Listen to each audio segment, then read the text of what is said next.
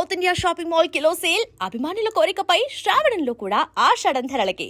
మంచు విష్ణు గారు అంటే మీకు కన్నప్ప రిలీజ్కి ముందు ఇంటర్వ్యూ ఇచ్చారు. అంటే మీ ఆ ఇంటర్వ్యూలో మిమ్మల్ని ఆయన హోస్ట్ లాగా ఒక యాంకర్ గానో చూడలేదు. ఒక పెదనాన్న స్థానంలోనో ఒక బాబాయ్ స్థానంలోనో కూర్చోబెట్టి వాళ్ళ ఇంటి విషయాలు కూడా మీరు రండి, మీలాంటి పెద్ద మనిషి వస్తే కూర్చోడానికి మేము రెడీ అని చెప్పేసి మీకు అంత పెద్ద స్థానం ఇచ్చారు. అయితే కన్నప్ప సినిమా రిలీజ్ అయిన తర్వాత సినిమా రన్నింగ్లో ఉంది, థియేటర్లో ఆడుతుంది. అక్కడ శివపార్వతులు సెట్గా లేదు, వాళ్ళని చూడడానికి నాకు ఇబ్బందిగా ఉంది, సో ఇలాంటి కామెంట్స్ చేశారు. మిమ్మల్ని అంత నమ్మిన మనిషి, అన్నేళ్ళు కష్టపడి అన్ని కోట్లు ఖర్చు పెట్టి సినిమా తీసి మీకు అంత స్థానం ఇచ్చి మీకు అంత ప్రయారిటీ ఇస్తున్న మనిషి, సో ఒక రకంగా చెప్పాలంటే చావోరేవో అన్నట్టు సిచ్యువేషన్ విష్ణు గారిది. అలాంటి టైంలో మీరు అలాంటి కామెంట్స్ చేయడం కరెక్ట్ అంటారా? 100% తప్పేం లేదు. ఎప్పుడు చెప్పాను నేను? 9వ రోజు చెప్పా సార్. 9వ రోజు చెప్పాను నేను చూసింది 8వ రోజు సినిమా. 9వ రోజు పెట్టా, 10వ రోజు పబ్లిష్ అయ్యి ఉంటాను నాకు తెలిసి. అంతే సార్. 10 రోజుల తర్వాత అప్పటికి అయిపోయింది సినిమా, కలెక్షన్లు అయిపోయినాయి. అయిపోయినాక కూడా చెప్పకపోతే అట్లా వాళ్ళకి తెలియాలి కదా వాళ్ళ సినిమా ఏం తప్పు. నేను సినిమా చూడలే ముందు, సినిమా చూస్తుంటే డెఫినెట్గా పెట్టుండేవాడు కదా ముందు చూస్తుంటే. నేను 10 రోజుల తర్వాత కలెక్షన్లు కూడా అయిపోయినాక ఇంక కలెక్షన్లు ఇంకా రావట్లేదు అనే టైంలో సినిమా చూశాను నేను చూసినప్పుడు థియేటర్లో జనం కూడా లేరు, అయినా చూసి సినిమా. సో ఆ తర్వాత 1 or 2 days తీసేసినట్టున్నా సినిమా. సో అప్పుడు పెట్టాను నేను. మీకు విష్ణు గారు ఏమైనా ఫోన్ చేశారా? నేనే ఫోన్ చేశాను, విష్ణుకి ఫోన్ చేసి మోహన్ బాబు గారికి కూడా ఫోన్ చేశాను. ఓకే. ఫోన్ చేసి మీరు ఈ తప్పు చేశారు, ఎందుకు చేశారు ఈ తప్పు? ఇది ఎవరు లేకపోయినా కానీ ఆడేది ఆ సినిమా, బ్రహ్మాండంగా ఆడేది సినిమా, సూపర్ హిట్ అవ్వాల్సిన సినిమాని మీరందరూ కలిసి average cinema, below average cinema చేశారు. ఫ్లాప్ సినిమా అన్నాను నేను ఇప్పటికి కూడా. ఓపెనింగ్ వచ్చింది ఆ మాత్రం. బట్ ప్రభాస్ లాంటి వాడు మీకు డేట్లు ఇచ్చి చేస్తున్నప్పుడు దాన్ని మనం నిలబెట్టుకుని ఉంటే ఎంత సెన్సేషనల్ అయ్యేది ఆ సినిమా. సో బాగా తీయటం వేరును ఒక కంటెంట్ని చంపుకోవటం వేరు. ఇవాళ చాలామందికి అర్థం కావాల్సిన విషయం, పులిని చూసి నాకు బాహుబలిని చూసి బాహుబలిని, త్రిబులార్ని చూసి త్రిబులార్ చేయలేం మనం. అంతే. మనకి ఈ కాళహస్తి మహత్యం కానీ భక్త కన్నప్ప కానీ 2-3 వర్షన్స్ 4-5 వర్షన్స్ తీశారు. ఇప్పటికి 10 సార్లు తీశారు సినిమాలు. తెలుగులో 2-3 సార్లు వచ్చినా మిగతా భాషలో కూడా తీశారు. సో అది అన్ని సార్లు ప్రూవ్ అయిన సినిమా. మరి ఇప్పుడు యావరేజ్ ఎందుకయింది? అక్కడ ప్రతిసారి భక్తిభావం నిలబడింది, ఇక్కడ భక్తిభావం నిలబడలేదు. ఇక్కడ శివుడు పార్వతి వెకిలిగా ఉన్నారు. అది చెప్పాలి. నేను చెప్పాను, డైరెక్ట్గా ఫోన్ చేసి చెప్పాను. నేనే ఇట్లా యూట్యూబ్లో పెట్టుకోవాలా, యూట్యూబ్లో పెట్టే ముందే ఫోన్ చేశా. పెడతానని చెప్పలేదు, అది వేరే. బట్ వాళ్ళకి ఫోన్ చేసి చెప్పాను, ఇద్దరికి చెప్పాను. మోహన్ బాబు గారిని గట్టిగా అన్నా నేను, మీరు పట్టించుకుని ఉంటే ఇట్లా ఉండదు సినిమా. ఎందుకంటే ఆయన అసిస్టెంట్ డైరెక్టర్ చేశాడు, యాక్టరు, మంచి యాక్టరు, ఆయనకు తెలుసు, అన్ని విషయాలు తెలుసు. మరి పట్టించుకోకుండా భక్తి లేకుండా సినిమా తీసి భక్త కన్నప్పని వారియర్ సినిమా చేస్తే ఎట్లా ఉంటుంది సినిమా? ఆ సినిమా రేంజ్కి ఆ సినిమా ఆడింది ఇవాళ. బట్ అదే ప్రభాస్ గారిని వాడుకొని చేసినందుకు చేసిన ప్రభాస్ క్యారెక్టర్ చాలా బాగుంది ఆ సినిమాలో. కానీ ఎప్పుడైతే ఎవరైతే శివుడు భక్తుడైన, శివుడే సరిగ్గా లేకపోతే ఇంక భక్తి ఎక్కడ వస్తుంది? సో క్యారెక్టర్ ఫిట్నెస్ ఒకటి కావాలి. వచ్చి అనామకుడిని పెట్టినా పర్వాలేదు, బాగుండేది. ఈ అనవసరంగా ఈయన పెట్టి డబ్బులు బొక్కది.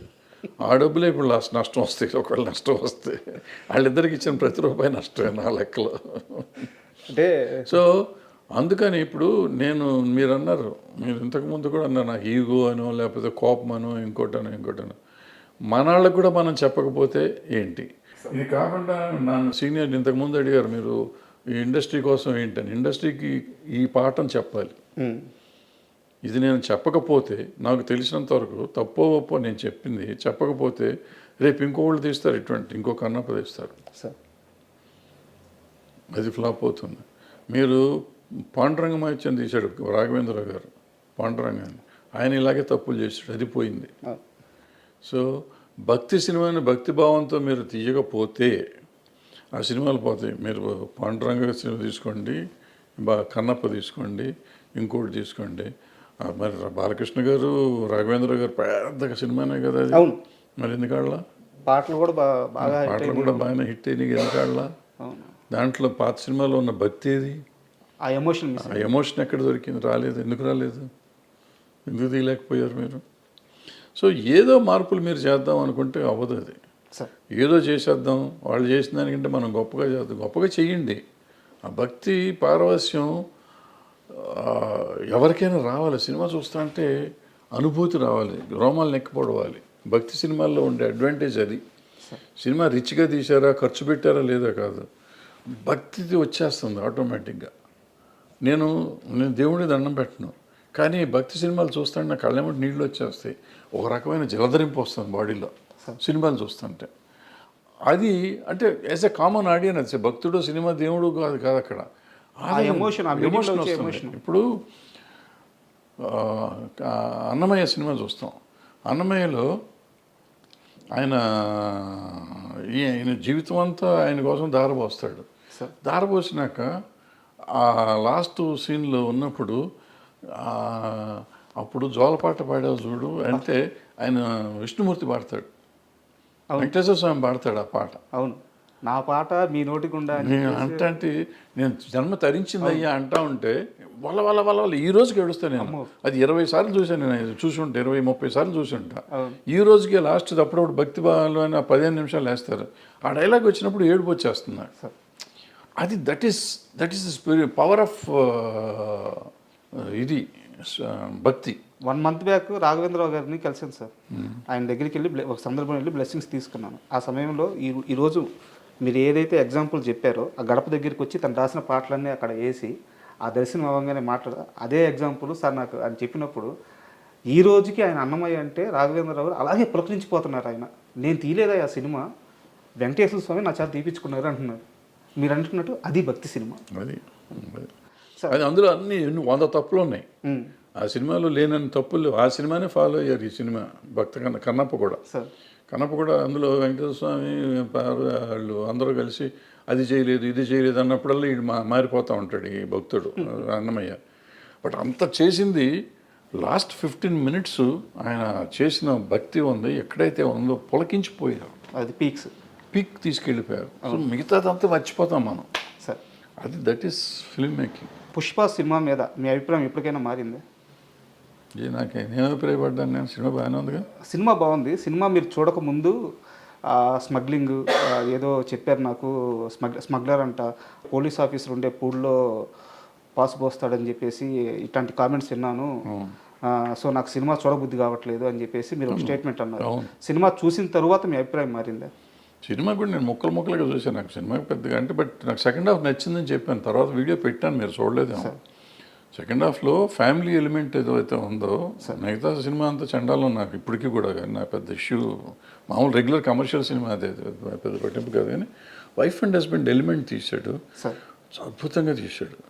వాళ్ళిద్దరూ ఆ అమ్మాయి ఈయన కోసం, ఈయన అమ్మాయి కోసం పడే పాటలు ఉన్నాయి.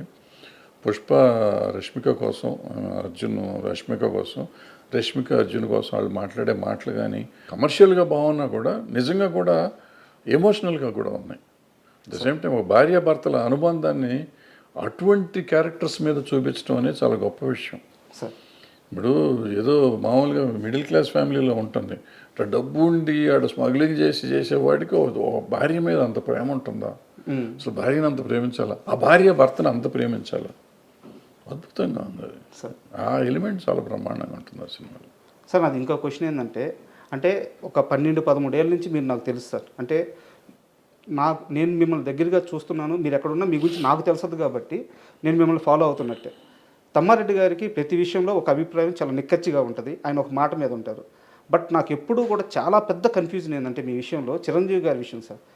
కెమెరాలు లేనప్పుడు చిరంజీవి గారి గురించి మీరు ఎంత గొప్పగా చెప్తారంటే, నా బ్రదరయ్యా, నా తమ్ముడయ్యా, అంటే మేము వినున్నాం, మీతో పాటు పనిచేసినప్పుడు మేము వినున్నాం, నా తమ్ముడయ్యా, నేను సినిమాలు తీసాను, నాతో సినిమాలు తీసాడు, నేను ఇచ్చినప్పుడు రెమ్యునరేషన్ తీసుకున్నాడు, మా అనుబంధం ఇట్లాంటిది, నా స్టూడియోలో ఉండేవాడు, ఇంత గొప్పగా చెప్తారు చిరంజీవి గారి గురించి. కెమెరా లేనప్పుడు 4 మనుషులు క్లోజ్డ్ పీపుల్ ఉన్నప్పుడు.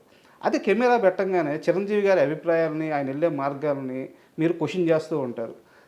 ఇది నాకు అర్థం కాదు సార్ అసలు. అంటే మీ చాలాసార్లు అనుకున్నాను. ఆల్రెడీ ఇంతకుముందు సమాధానం చెప్పాను, మోహన్ బాబు గారి విషయంలో సమాధానం మీకు చెప్పాను, సేమ్ సమాధానం ఇది సార్. ఇప్పుడు ఆయనతో కూడా నేను మాట్లాడి చెప్పినవి ఉన్నాయి కొన్ని. ఆ చిరంజీవి గారికి నాకు ఉన్న అనుబంధం అప్పుడు వేరు ఇప్పుడు వేరు. బట్ నాకు నచ్చినట్టు చెప్తాను, నచ్చని చెప్తాను. నాకు మీరు చెప్పినవి అన్నీ నిజం. ఆ నిజం నాకు ఇంకా అనుబంధం అట్లాగే ఉంది నా మనసులో. ఆయనకి మనం ఇవాళ చాలా దూరం అయిపోయాం కాబట్టి. బట్ నాకు అనిపించింది చెప్పాలి. ఎందుకు చెప్పాను మోహన్ బాబు గారికి ఆ సినిమాని గురించి ఎందుకు పెట్టారు మీరు, వాళ్ళ జీవితం నాశనం అయిపోతుంది కదా అన్న. జీవితం నాశనం అవ్వదు, నెక్స్ట్ టైం ఆ తప్పు చేయకూడదు అనేది నా పాయింట్. ఈవెన్ ఈయనకి కూడా అంతే.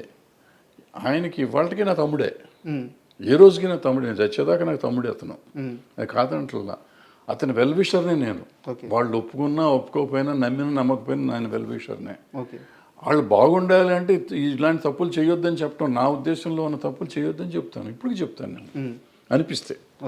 ఊరికి ప్రతిదానికి వచ్చేసి పని పాట లేకుండా దాని గురించి ఇప్పుడు మంచి మాటలు చాలా చెప్తాను నేను. చిరంజీవి గారిని చాలాసార్లు చాలామంది తిడతంటే నేను వచ్చి మాట్లాడి అడ్డం పడ్డ రోజులు చాలా ఉన్నాయి. మరి ఎందుకు పడుతున్నాను, నాకేం అవసరం సార్? నాకు అర్థం ఆయన నన్ను అడగడు కదా పాపం. ఎప్పుడు నాకు ఫోన్ చేసి ఏమండి వాళ్ళు ఎవరో నన్ను తిడుతున్నారు మీరు రండి అని పాపం ఎప్పుడు అనలేదు. వాళ్ళు ఏ జోలికి రాలేదు. బట్ ఎవరో అంటే తప్పు కదా. ఒక మనిషిని ఎందుకు, ఇష్టాలతో సంబంధం లేదు. ముందు ఒక మనిషిని మనం కాపాడతాం కాదు, అనవసరంగా అతన్ని స్కేప్ గోట్ని చేయకూడదు. ఆయన చిరంజీవి గారు అవ్వచ్చు, ఇంకోళ్ళు అవ్వచ్చు, ఎవరినైనా కానీ మనం అనవసరంగా దాన్ని చేయకూడదు. ఎవరిలో అడ్వాంటేజ్ నోరు ఉంది కదా అని ఎవడు పడితే వాడు ఏది పడితే అది మాట్లాడితే మనం క్షమించకూడదు, వదిలిపెట్టకూడదు. అంటే at least I should raise my voice. Sir ఆయన కోసం నేను మంచి కోసం చెప్తాను. ఏదైనా తప్పు అని నేను చెప్పేది చాలామంది నెగిటివ్గా తీసుకుంటారు. నెగిటివ్ కాదు, నా ఉద్దేశంలో పాజిటివ్. అతనుకున్న చరిష్మాకి ఆయనకున్న దానికి కొన్ని ఆయన చేయకుండా ఉంటే బాగుంటుందని నాకు అనిపిస్తుంది. బట్ ఆయన పరిధిలో ఆయనకుంటే ఆయనకుంటేది మనం అవసరం అనుకో ఎక్కువ. బట్ ఆగలేను. అది కూడా ఎవరిని అడిగితే చెప్తాను, కావాలని పెట్టి వీడియో పెట్టి చెప్పడం అనేది నేను చేయను.